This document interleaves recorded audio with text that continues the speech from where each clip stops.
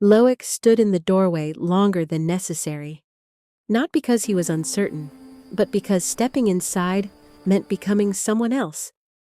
15 years ago, the sea took his father, and one household took him in. What they did not know was that time would change what the heart remembered. Anne-Marie looked up before she realized she was holding her breath. When Loic's father died at sea, there was no body to bury, only silence. Anne-Marie's father brought him home that winter, thin, quiet, eyes too old for his age. Not as a servant, not as charity, as family. Loic learned the house by heart. Anne-Marie learned his silences. They were raised beneath the same roof, ate at the same table, prayed beneath the same candlelight. She called him brother because it was expected. He called her sister because it kept things simple. And for many years, it was true. They grew without noticing the shift. Loic fixed what broke. Anne-Marie noticed when he wasn't there. They shared laughter without meaning, silence without discomfort. In childhood, affection has no weight. It carries no consequence. It simply exists. But childhood does not stay. At 17, Loic was sent away. To learn a trade, to become useful, to become a man. Anne-Marie watched him leave from the upstairs window. He never looked back. Not because he didn't care, but because he couldn't. Some goodbyes are not spoken. They are simply endured. 8 years passed. The house grew quieter. Anne-Marie grew into herself.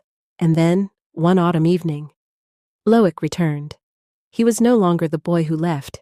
His shoulders broader, his voice lower, his presence heavier.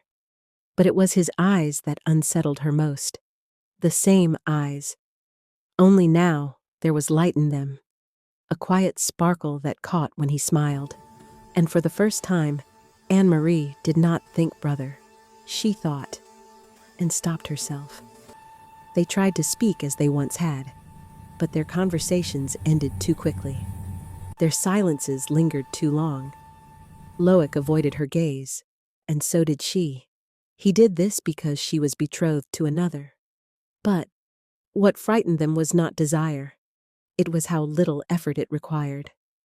They stood too close, pulled away too late, and every restraint felt deliberate.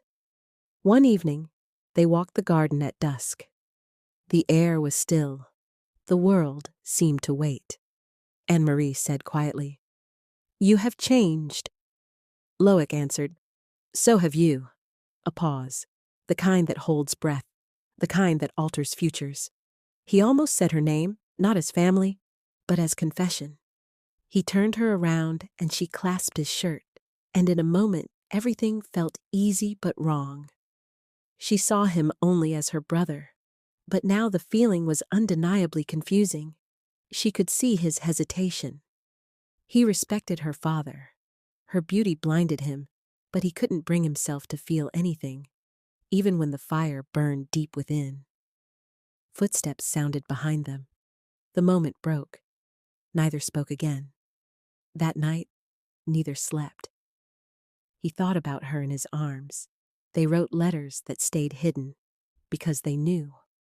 Not what they felt, but what it meant. In that century, love without permission was considered a form of disobedience. And Anne-Marie and Loic had been raised to obey. By morning, Loic had decided he would leave again. Not because he didn't love her, but because he did. Too quietly, too deeply, too late. Loic knew staying would defile every vow he had learned to live by, every quiet rule etched into him by gratitude, by loyalty, by the man who gave him a home. To remain would be to want aloud. To choose would be to wound. So he left with his love unspoken, carried like a secret beneath his ribs, believing that restraint was the last form of honor left to him. And if his heart broke in the leaving, he told himself that was the price of loving her the only way he was allowed. He left before dawn. No words, No explanations. Anne-Marie found what he left behind, a piece of envelope, but nothing written inside. She thought probably he left the wrong envelope. She held it carefully, as if it might still carry him. She sailed away to find meaning, not to find him. In her heart, she thought the journey would somehow bring them together. They were not bound by blood, but they were bound by time, and by the century they were born into. And somewhere between memory and restraint, their love remained untouched. Not because it was weak, but because it was never allowed to live.